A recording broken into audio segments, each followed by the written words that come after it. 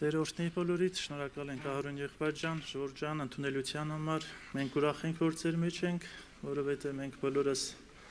Տեր Հիսուսի արյունով հավիտենական եղբայրներ եւ քույրեր ենք, մեկ օր ժառանգ ենք եւ ամբողջ հավիտենությունը անվերջանալի պետք է միասին անցկացնենք, ասենք փառք Տիրոջը դրա համար։ Ուզում եմ Սուրբ Գրքից բոլորիս համար կարդալ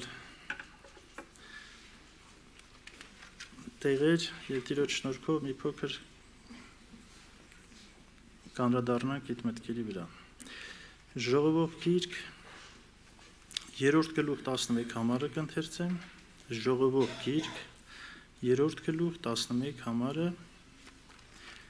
եւ նույն Ժողովող գիրք 7-րդ գլուխ 29 համարը։ Ժողովող 3:11 եւ 7:29։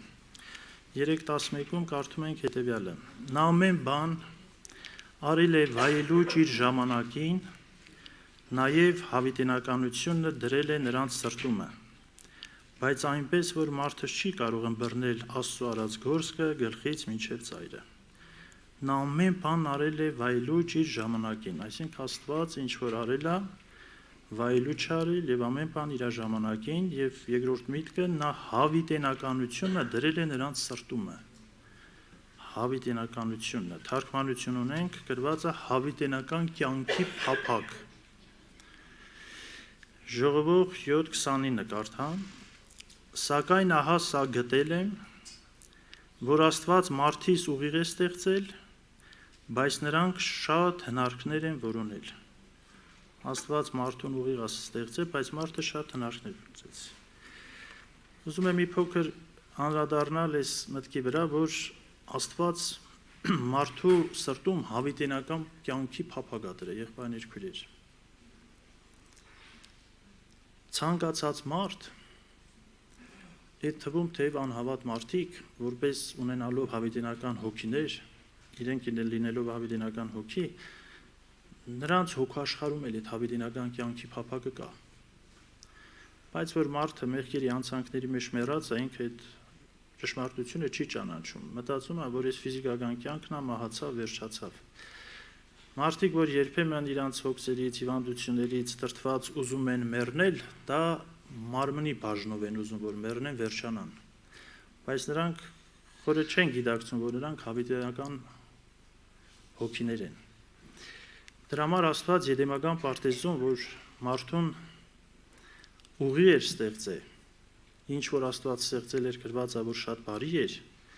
բայց մարդը շատ հնարքներ փնտրեց։ Այդ հավիտենական կյանքի փափագը մարդու մեջ տնելով, որպեսզի այդ փափագը իրականանար մարդու մեջ, Ադամի մեջ, Եվայի մեջ, մարդը պետք է կյանքի ծառից ուտեր։ Որպեսզի հավիտենական կյանքին հաղորդ լինելու հավիտյան ապրեր։ Անկամ Տեր Հիսուսը հրյա ժողովրդին, հավատացյալ ժողովրդին, այսպիսի խոսքեր ասում. Ցանկացած մարդու ուզածը դա է հավիտենական կյանք։ Բայց թե մարդը դա որտեղ է փնտրում, ում մեջ է փնտրում, սա արդեն կախված է իր հավատքից։ Հովհաննես 5:39։ Հովհաննու ավետարան 5-րդ գլուխ 39 խոսք։ Քննեցեք գրքերը, որ դուք կարծում եք, թե նրանցով ունիք հավիտենական կյանք, եւ նրանք են, որ ինձ համար վկայում են։ Տեր Հիսուսը այդ ժողովրդի, հրյա ժողովրդի, հավատացյալ ժողովրդին ասում է, ճիշտ է, դուք հավիտենական կյանք եք ուզում։ Այդ կյանքն էլ ես եմ, որ ձեր մեջ եմ, բայց դու դա մերժած եք ապրում։ Ասում է, մի հատ գրքերը լքնեք։ Դու տեսեք, Մովսեսով, մարգարեներով հավիտենական կյանք ունեք, չունեք։ Նրանք են բուն, որ ինձ համար վկայում են։ Ղուկաս ավետարանում 24-րդ գլխի 44-45 համարները, Ղուկաս 24-ի 44-45 համարները, ասում է, այս այն բաներն են, որ ձեզ հետ խոսեցի, քանի որ ես ձեզ հետ էի։ Թե պետք է կատարվի Մովսեսի օրենքումը եւ մարգարեությունը եւ Սաղմոսներումը բոլոր ինձ համար գրվածները։ Այն ժամանակ նրանց միտքը բացավ, որ գրքերը իմանան։ Հրեաներին ասես գնացեք գրքերը քննեցեք, տեսեք, նրանցով կարող եք հավիտենական կյանք ունենալ, բայց աշակերտների միտքը բացեց, որպեսզի գրքերը հասկանան։ Այսօր խոստովանենք, մենք էլ կարիք ունենք, որ Աստված մեր միտքն էլ բացի, որ մենք գրքերը հասկանանք։ Եղբայրներ, քույրեր, մենք գիտենք, որ գոյություն ունի կյանքի որոշ տեսակներ։ Կա բուսաբանական կյանք, կա կենդանական կյանք, կա մարդկային կյանք եւ կա աստվածային կյանք։ Աստված, որ բնությունը ստեղծեց, կենդանիներին ստեղծեց, այտենց բան չասեց, երբ որ մարդուն ստեղծելուց առաջ իշնենք մեր պատկերով եւ մեր նմանությամբ մարդ ստեղծենք։ Ուրեմն միայն մարդն է իրավասու եւ ունի իրավունք Աստծո կյանքին հաղորդ լինելու, այդ բնությանը հաղորդ լինելու։ Հիմնական Ադամի եւ այ մեղքը ոչ թե չարի բարիգիտության ծառից ուտելն էր, այլ կյանքի ծառից չուտելն էր։ Այսօր մենք պետք է ամեն օր այդ կյանքի ծառին հարենք, ինչպես Արագած գրքում է գրված, որ նա իրեն հարողներին կենաց ծառը եւ զինք բռնողները երշանի կլան։ Այսօր մարդիկ ճշմարտությունը չճանաչելով կյանքը փնտրում են մարդկային փոխհարաբերությունների մեջ, նյութական արժեքների մեջ, ինչ-որ դիրքերի, փառքերի մեջ։ Սա դժբախտություն է։ Ես էլ 26 տարի ապրել եմ այդ հավատքով։ Բայց որ Աստված բարեհաճեց իմ կույր աչքերը բացել եւ ինձ իր որդուն հայտնել, ես հասկացա, որ կյանք Աստծո որդին է, կյանք Աստծո վկայությունն է, որ վկայել էր որդու մասին։ Անկամ հրեշտակները իրավասու չեն Աստծո բնության հաղորդ լինելու։ Նրանք ոչ Սուրբ Հոգով մկրտվում են, ոչ եկեղեցու անդամ են դառնում, ոչ էլ Աստծո որդի, Աստծո աղջիկ, սերժ չունեն իրանք։ Բայց ինպեսին Աստված ողորմեց, իր որդին դարձրեց, Սուրբ Հոգով մկրտեց։ Եվ իրավունք է տվել ամեն օր այդ կյանքին հաղորդ լինելու։ Մենք այս կյանքը պետք է թանկ գնահատենք, մեր կյանքից վեր, եղբայրներ, քույրեր։ Մեսիան Քրիստոսն է, բայց մենք յուրաքանչյուրս միսիա ունենք կատարելու այս երկրի վրա։ Մեր միսիան, մեր երկրավորների մեջ Աստծուն փնտրելն ու գտնելն է։ Ինչպես Գործ առաքելոց 17-րդ գլխում, երբ որ Աթենքում Պողոս առաքյալը շրջում էր, տեսա, որ աթենացիք մի մեծ քար են դրել, վրեն գրել են անծանոթացուն ու պաշտում են առանց ճանաչելու։ Եվ Պողոսը ծանոթացրեց կենդանի Աստծո այդ ժողովրդին։ Եվ ասեց, որ Աստված, որ արել է ամեն բան, նա բոլոր մարդկանց մեկ արյունից է ստեղծել։ Բնակության սահմաններ ա դրել, որոշած ժամանակներ նպատակը մի բանն է, որ փնտրեն Աստծուն գտնեն։ Այսինքն Աստծոզածը, որ մարդ այդ կյանքին հաղորդ լինի։ Ամբողջ ավետարանի բանալին Հովաննի 3:16-ն է, որ Աստված այնպես սիրեց աշխարհը, մինչև իր միածին որդին տվեց։ Նպատակը, ով որ նրան հավատա, թարգմանություն կասում է, ով որ նրան հանձնվի, չկորսվի, այլ հավիտենական կյանք ունենա։ Հովանես առաքյալը, նա Տեր Հիսուսի հետ քայլող մտերիմ առաքյալներից էր։ Երբ որ նրան բացվեց կյանքի հայտնությունը, այս մարդը այսպիսի խոսքեր գրեց իր թղթերի 1 գլխի 1-ից 4 համարը։ Այն, որ սկիզբեցն էր, որ լսեցինք, որ մեր աչքերովը տեսանք, որին նայեցինք եւ մեր ձեռքերը շոշափեցին կյանքի բանի համար։ Եվ կյանքը հայտնվեցավ, եւ մենք տեսանք, եւ վկայում ենք եւ պատմում ենք ձեզ հավիտենական կյանքը, որ հոր մոտ էր եւ երևցավ մեզ։ Այն, որ տեսանք եւ լսեցինք, պատմում ենք ձեզ այսօր մեզ, որ դուք էլ հաղորդություն ունենաք մեզ հետ, եւ մեր հաղորդությունը հոր հետ եւ նրա որդի Հիսուս Քրիստոսի հետ։ Եվ սա գրում ենք ձեզ, որ ձեր ուրախությունը կատարյալ լինի։ Առաքյալը ժողովրդի հայացքը ուղղորդում է երկնքից իջած կյանքին։ Արագած գրքում 8-ի կարծեմ 32-ը ասում է զիս գտնողը կյանք է գտել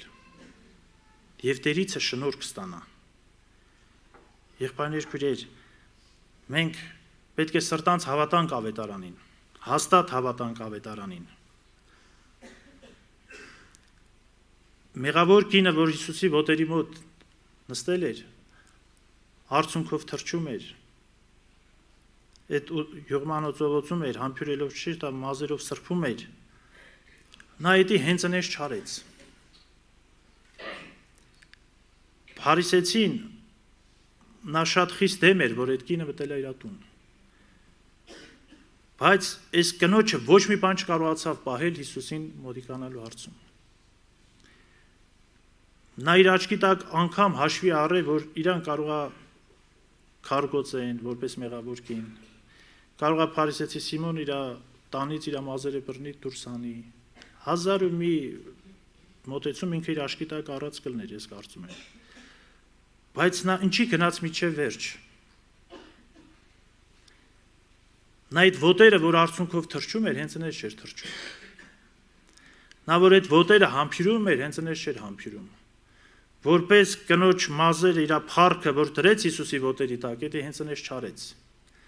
Ես հավատում եմ, որ նա հավատաց, որ այդ ոտերը երկնքից իջած կյանք բերողի ոտերն է։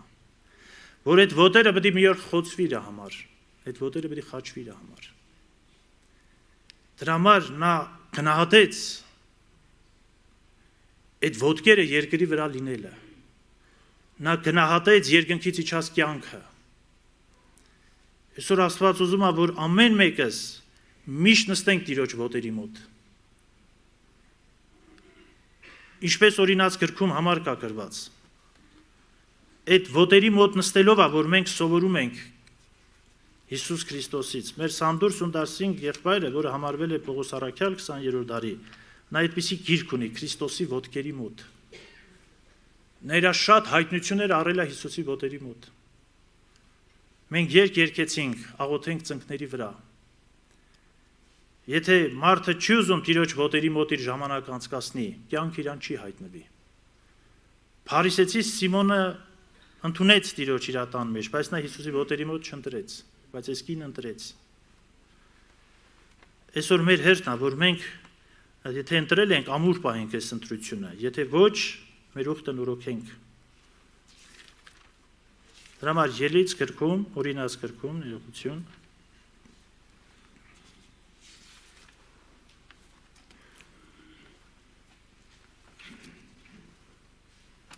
այսպիսի համար կա գրված 33-ի 3-ը, երկրորդ գիրք օրինաց 33-ի 3-ը, այո, նա սիրում է ժողովուրդներին, նրա բոլոր սուրբերը քո ձեռքին են, և նրանք նստում են քո ոտքերի մոտ, քո խոսքերից ընդունելու համար։ Փառք Աստծո, որ այս խոսքը այսօր կատարում աստ է։ Մենք բոլորս Տիրոջ ոտերի մոտ ենք նստել, որ Տիրոջից սովորենք։ Սովորենք հավիտենական կյանքի խոսքեր։ Տեր Հիսուսի հետ շատ առաքյալներ շրջեցին, շատ աշակերտներ։ Բայց եկա մի պատ Տերը խոսքեր խոսած, շատ աշակերտներ ասեցին, խիստ այդ խոսքով կարող է իմանալ։ Եվ նրանք հեռացան այլևս Հիսուսի հետ ման չեկան։ Տերը շուռ եկավ աշակերտների կողմ առաքյալ, ասեց, միթե դուք եք ուզում գնալ։ Բայց Պետրոս առաքյալի ներսում հայտնություն կար։ Եվ այդ հայտնության համար Տեր Հիսուս հատուկ աղոթք էր արել, որ իր հավատքը չպակասի, երբ որ դարձիկը իր եղբայրներին էլ հաստատի։ Ասեց, միթե դուք եք ուզում գնալ։ Բայց Պետրոս առաքյալի ներսից սա մարմին ու արյունը չհայտարարեց։ Սա իր ներսի կյանքն էր խոսած, եղբայրներ քույրեր։ Ասեց, որու երթանք Տեր, դու հավիտենական կյանքի խոսքեր ունես։ Հավատացինք ու իմացանք, որ դու ես Քրիստոսը, կենդանի Աստծո որդին։ Այս հայտնությունը տարավ Պետրոսի միջև վերջ։ Մենք ամեն մեկս այս հայտնության կարիք ունենք, որ կյանքի համը առնենք, եղբայր քույրեր։ Մենք որ գալիս ենք Մարտունուց ճանապարհին, դե գովազդային այդ պաստառներ կա, գրված է, ինչ որ մի հատ հյութի ռեկլամ արած, ասում է, այս համը միշտ կմնա քո հիշողության մեջ։ Ես էլի մեջ մտածեցի, որ Տիրոջ համը մեր հիշողության մեջ պետք է մնա, մեր հոգու քիմքին պետք է մնա։ Ճաշակեցեք ու տեսեք, որ Տերը քաղցր է։ Մարդը հավիտենական կյանքի համը, որ չառավ, նա միջև վերջ չի գնա, նա հետ կքաշվի Հիսուսից, ինչպես շատերը քաշվան։ Բայց հավիտենական կյանքի համ առնող մարդը, ինչպես Պետրոսը, գնում են միջև վերջ, նրանց ոչինչ չի կարող զատի Քրիստոսից։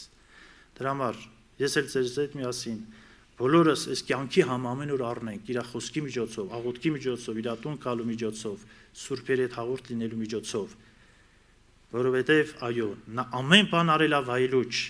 եւ հավիտենական կյանքի փափագը դրել է մարդու մեջ։ Հավիտենական կյանք չի դրել մարդու մեջ, փափագ, որովհետև Աստված ռոբոտներ չի ստեղծել, Աստված մարդուն ազատ ընտրող էակ է ստեղծել, որ մարդը ընտրեր կյանքը եւ հավիտյան ապրեր։ Դրա համար օրինաց 30:19-ում էլ կա համար. Երկինք երկիր վկա եմ կանչում, քո առջև տնելով կյանքը մահը, օրհնություն անեցքը, բայց հուշում Աստված։ Ադամին էլ հուշեց, բոլոր ծառերից կարող ես համարձակ ուտել, քաղցր ու բարիա։ Այդ թվում ներառված էր նաև կենաց ծառը։ Ընտրի կյանքը, որ ապրես դու եւ քո ընտանիքը։ Աստված օգնի, որ մեր ընտրությունը ամեն օր Տերը լինի եւ միայն Տերը լինի միջև իր փառավոր գալուստը։ Ամեն։ Աղոթենք։